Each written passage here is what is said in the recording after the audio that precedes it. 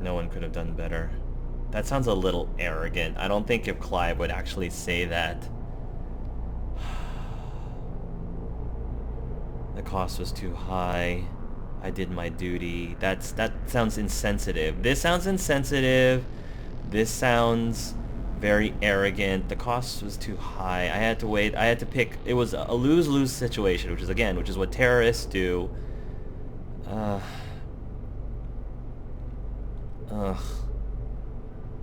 It's what terrorists do, and I had to pick the lesser of the two evils. I couldn't set him free so that he could kill again. Yes, I could have, if I let the Batarians go.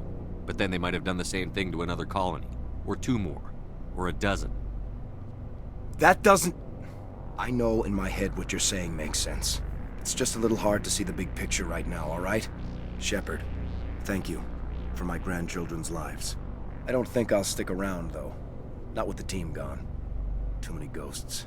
It's time for me to get back and spend some time with my family. Before I go, I'd like to offer you something. Maybe Okay. you'll have more use for it than I will. As lead engineer, I get some quality items. Take your pick. You've earned it.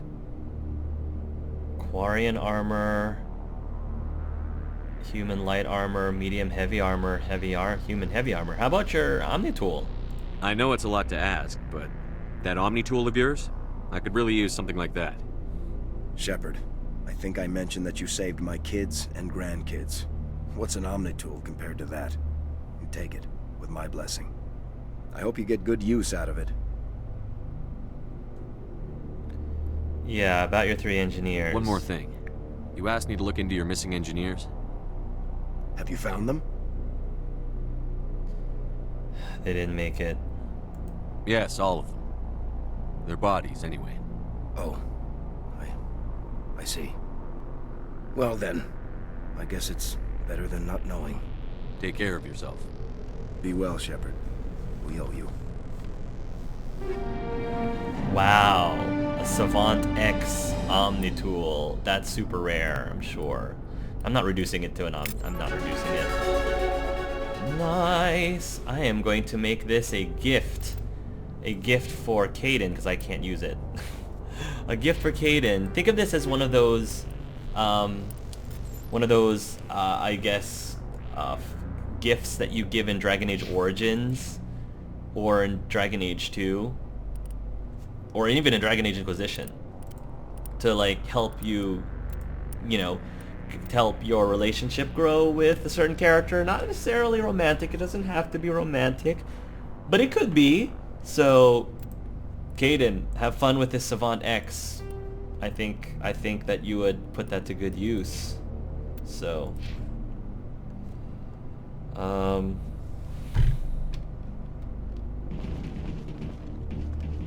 right. Let's see. Balak. I mean, it's just one of those hard... That situation was really rough. Clive really wanted to save everybody, especially after what happened with the engineers. But seeing what Balak did, he's just gonna keep doing what he was doing, and Clive couldn't do that either. It was a horrible, horrible situation that he hated being in, but he had to make a choice, and he had to stick with it. I mean, he hated it, but he had to stick with it. Otherwise, he just felt that the alternative was going to be worse, and that Balak, or whatever his name is, was just going to continue doing terrible things to innocent people and cause more deaths than just the hostages. Ugh. Yeah, that wasn't cool. Wasn't cool of Balak to do. I will say though that this arena place was pretty neat. Fighting around here. This gave me quite a workout running around and trying to. Where's the exit to the upper level? To the medical bay. Can I leave here? Grenade storage box. Can't leave through there. But I think this is the end of the DLC. So it was fun. This was a fun adventure. I don't remember if this DLC was free, and if it was free, it's an okay DLC then. I think that if DLC was a purchased DLC, I think a lot of people would be upset at how tiny it is compared to other DLCs in other BioWare games.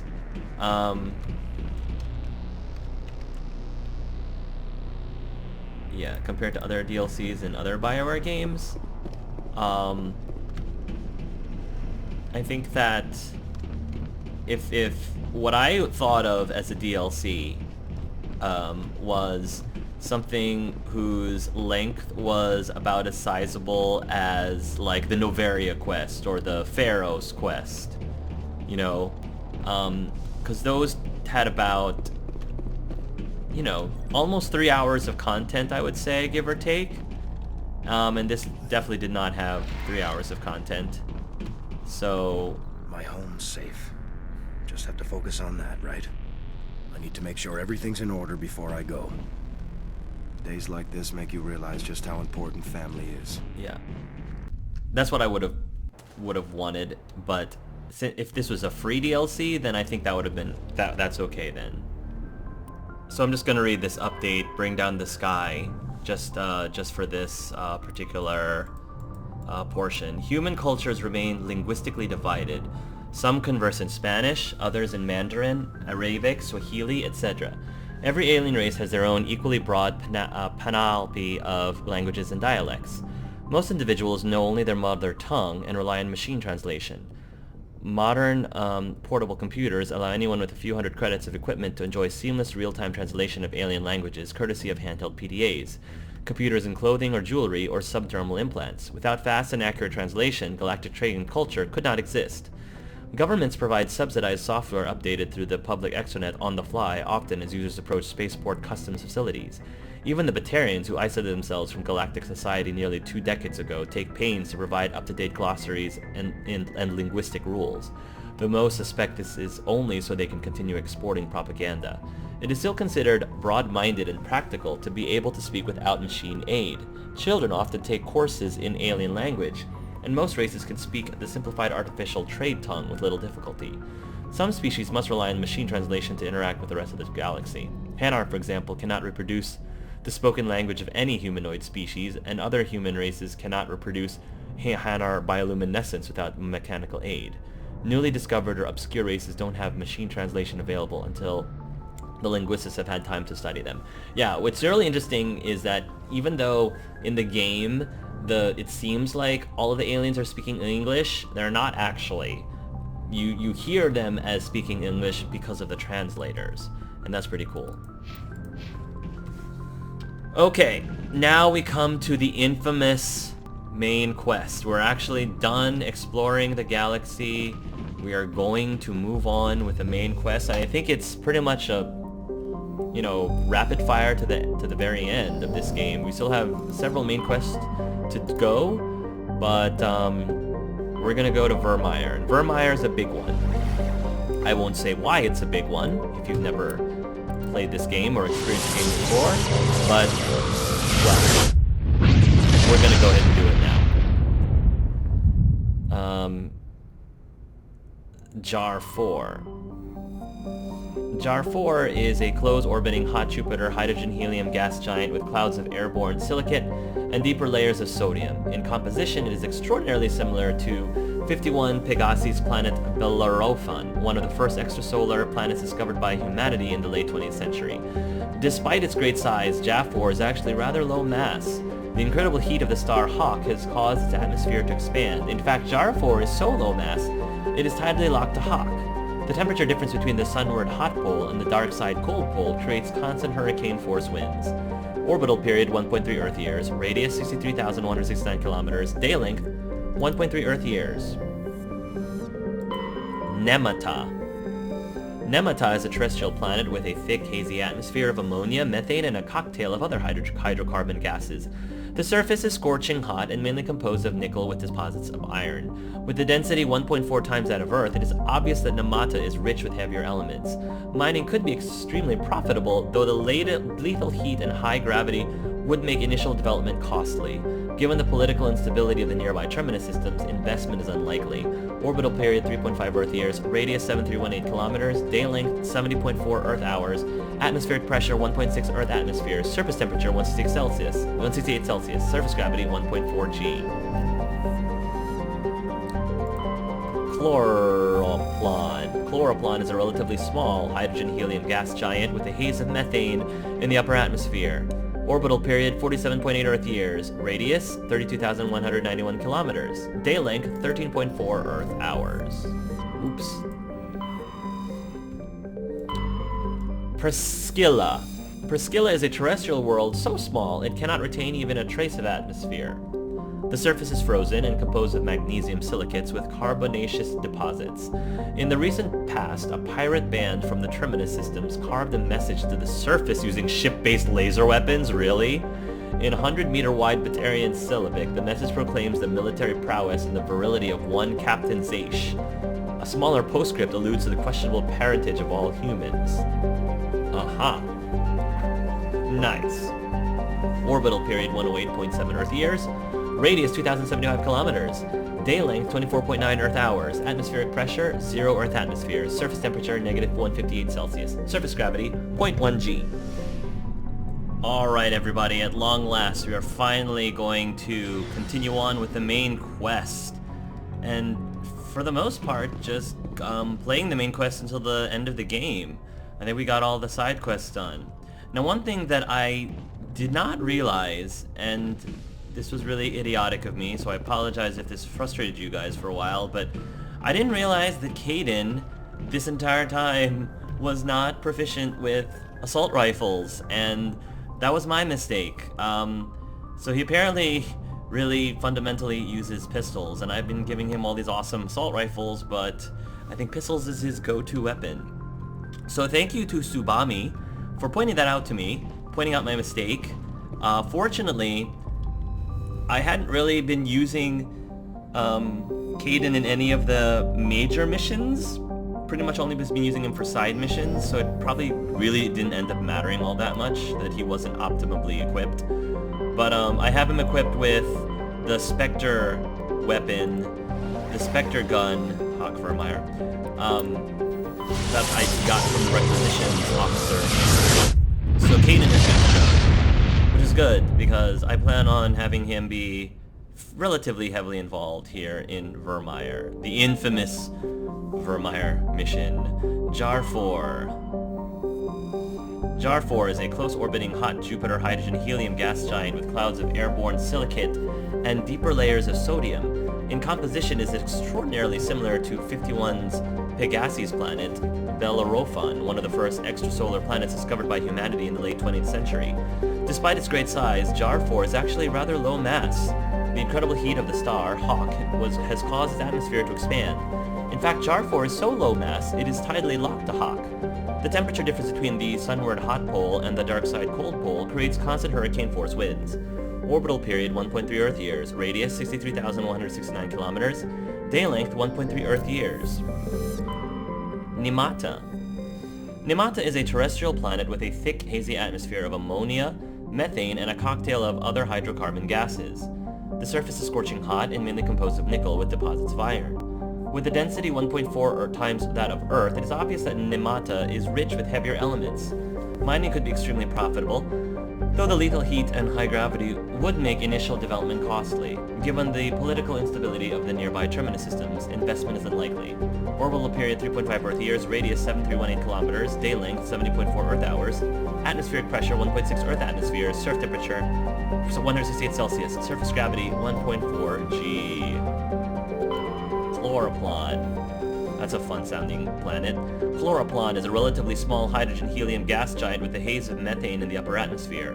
Orbital period 47.8 Earth years, radius 32,191 kilometers, day length 13.4 Earth hours. Presqu'île. Presqu'île is a terrestrial world so small it cannot retain even a trace atmosphere. The surface is frozen and composed of magnesium silicates and carbonaceous deposits. In the recent past, a pirate band from the Terminus systems carved a message into the surface using ship-based laser weapons. In 100-meter-wide Batarian syllabic, the message proclaims the military prowess and virility of one Captain Zaish. A smaller postscript alludes to the questionable parentage of all humans. Nice. Very nice Batarians. Orbital period 108.7 Earth years. Radius 2,075 kilometers. Day length 24.9 Earth hours. Atmospheric pressure 0 Earth atmosphere. Surface temperature -158 Celsius. Surface gravity 0.1 G. And last but not least, the planet Virmire. Virmire is a lush frontier world ideal for colonization by carbon-based species. Its vast seas and orbital position on the inner life zone have created a wide equatorial band of humid tropical terrain. Unfortunately, the political instability of the nearby Terminus systems has impeded colonization efforts. The high risk of raids by pirates and slavers make it an unappealing homestead. Orbital period 9.2 Earth years, radius 6440 kilometers, day length 22.3 Earth days, atmospheric pressure 0.9 Earth atmosphere, surface temperature 32 Celsius, surface gravity 0.8 G. Let's do Tali and Ashley for this one. Yeah, let's do Tali and Ashley. Commander, I'm reading a signal. Must be our Solarian infiltration tube. Check out those defense towers. Drop the Mako. We'll go in hot and take them out. Nice. I'll get you in underneath their radar, Commander. Wow, look at this beautiful area. Thank you, Joker. That was pretty close. Clean drop, Commander. Good job, Joker. Stay out of range and continue evasive maneuvers until I bring those AA towers down. I know the drill. Meet you at the camp once those towers are offline. Joker out.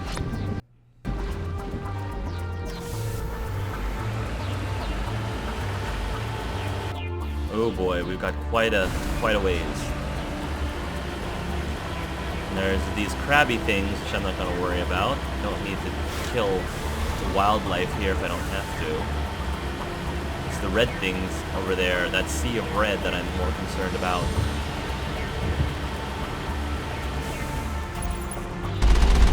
Take that, rocket drone.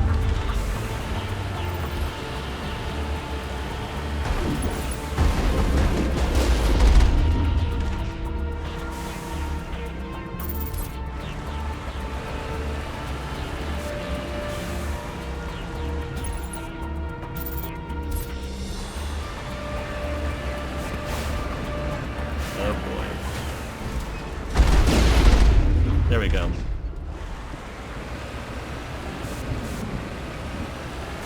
It's a beautiful area, though. Nice.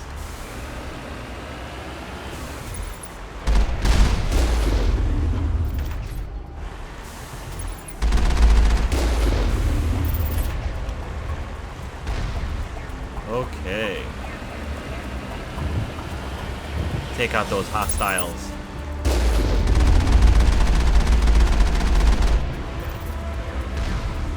Blah.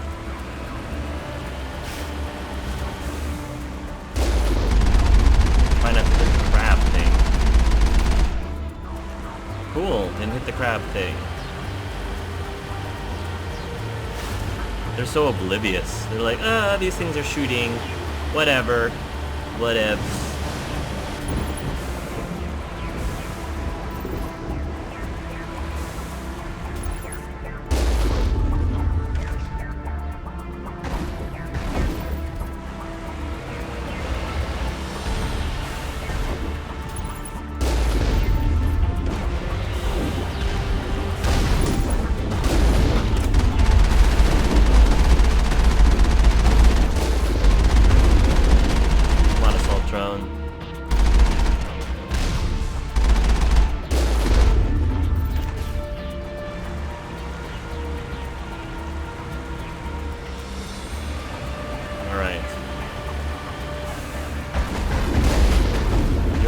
In for a world of hurt there.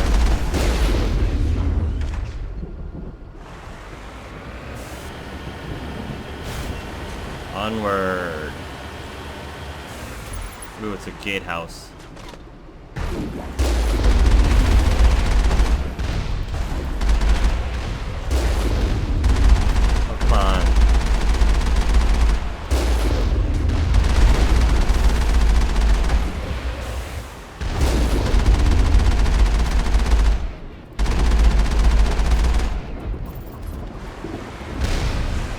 Blah.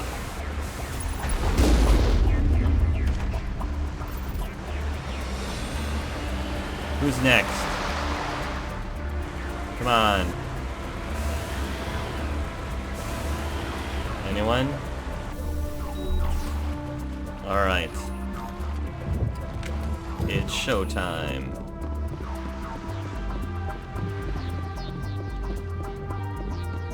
We have to do something at this gatehouse. Ooh. There's some baddies over here. Geth Ghost. Freeze. Reach for the sky.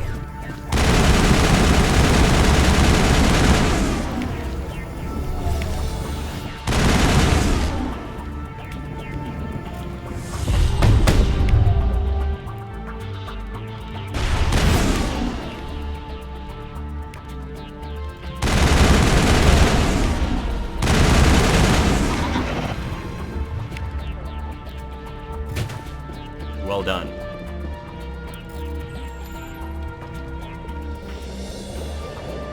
Come on. Yeah, take that hard encryption. Think we got him, Commander. Good stuff, Tali.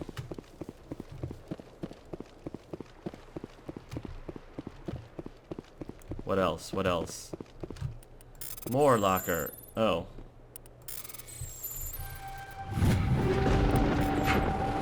Beautiful. Something's... Oh, the storm's brewing. Storms are coming. Okay.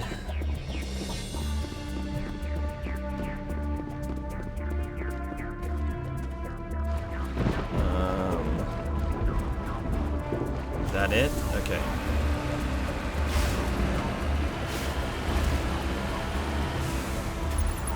Get Colossus. Yeah, we're gonna take you out, Get Colossus. Man, you've got a lot of hit points, Get Colossus. I wouldn't want to battle with you outside of the Miko. Phew, good thing I don't have to. Yeah, that's right. Run him over. Insult to injury.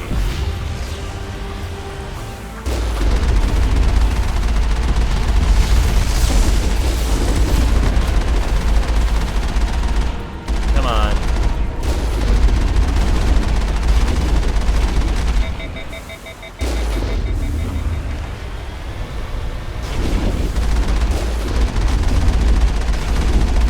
There we go.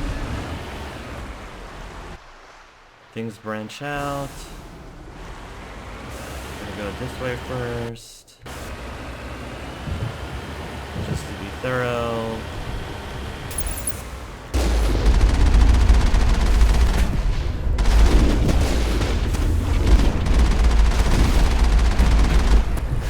What the heck?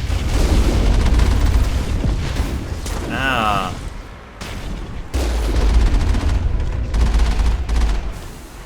Whoa. Good stuff.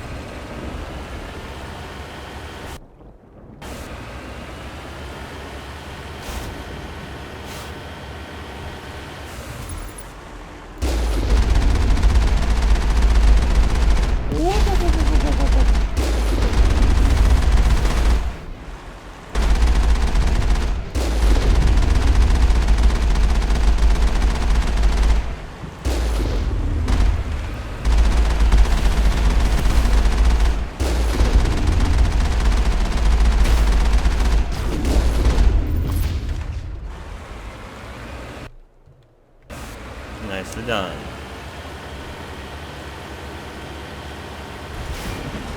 That's right. Run him over.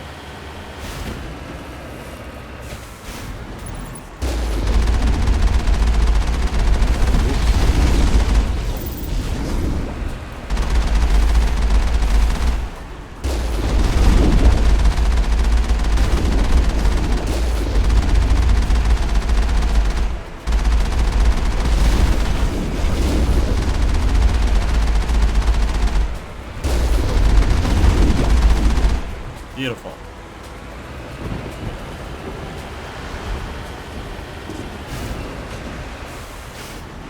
Come on.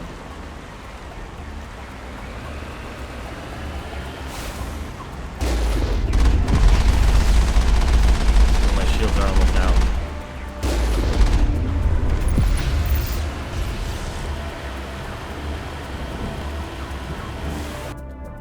Okay. It's good enough for me.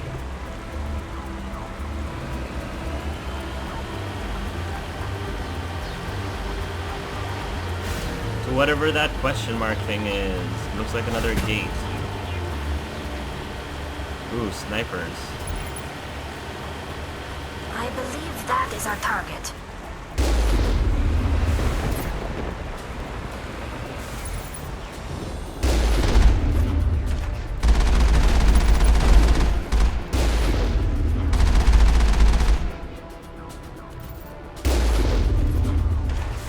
Nicely done.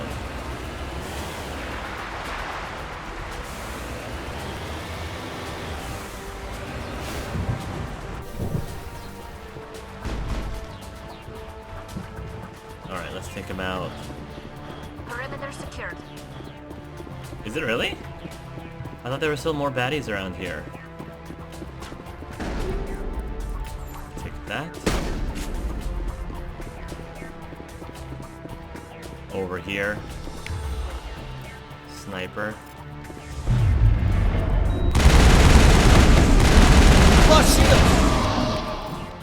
Oops. Destroy that destroyer. There we go. Negative contacts, Commander. Disable gun power.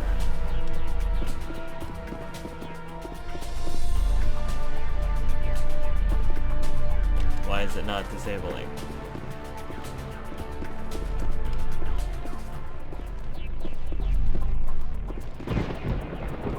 Oh, it's over here. I'm reading that the grid is down, Commander. On approach to the Solarian base now. Out. Ready to move, Commander. Thank you, Ash.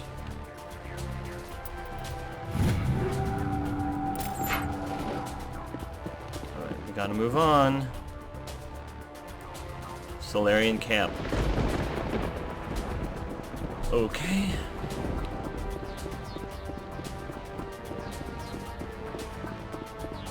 Clive looks pretty slick in his red suit. As I said, it matches his hair. Can't ignore that. Alright. Now we just have to open these gates. Did I miss something up there? Maybe one of them was to open the gate specifically and I did pull. Because I saw another switch there, but I thought that was to reactivate the, whatever it is I deactivated. I guess not. Okay, let's see.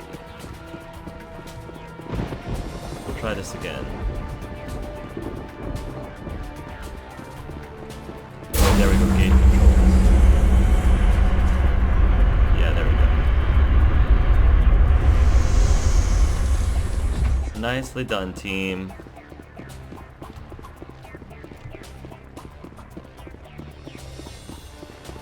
Oh boy.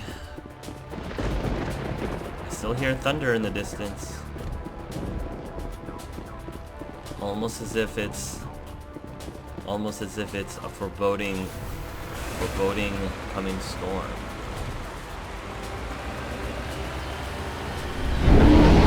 Whoa. Hey, it's the Normandy.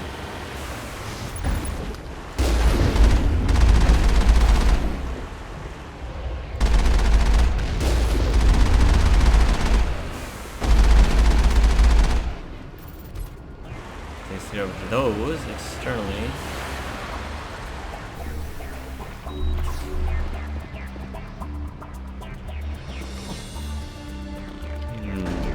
Oh, Gath. Gadzooks. Alright, AI hacking.